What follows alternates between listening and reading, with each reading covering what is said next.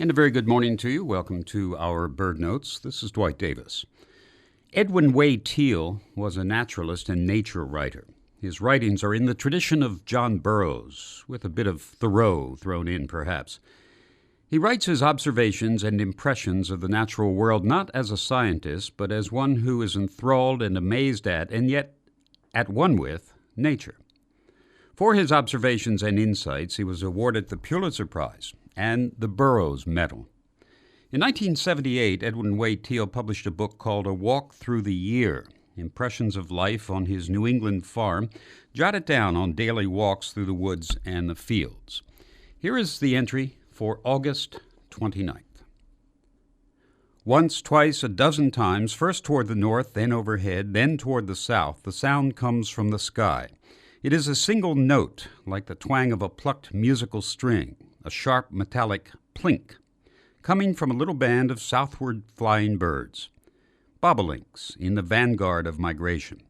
They are leaving the New England fields behind them, beginning one of the longest migratory flights made by any songbird, through the southern states where they are reed birds or rice birds, and where the slaughter by meat hunters was once so great that nearly 750,000 bobolinks were shipped to market from one small town on the South Carolina coast.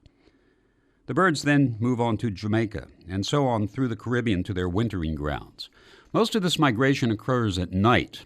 In New England, as the nocturnal flocks pass overhead, the plucked string note that holds the traveling birds together is a frequent sound heard in the darkness on August nights. It is a song we hear less frequently now. Only occasionally, and not every year, bobolinks come to our pastures, for the bird is now a sadly reduced species. Many factors beside the merciless slaughter of so many years along the migratory routes have contributed to its decline. A nester in open, extensive fields of tall grass or grain, it originally benefited by the cutting of the forests and the clearing of the land in eastern North America. But during the past century or more, as farms have been deserted and fields become overgrown, the favored habitat has steadily decreased. Moreover, changes in haying methods have reduced the chances of survival of the young. At the time when the bobolink population was at its peak, mowing was done largely by hand and rarely commenced before the first or middle of July.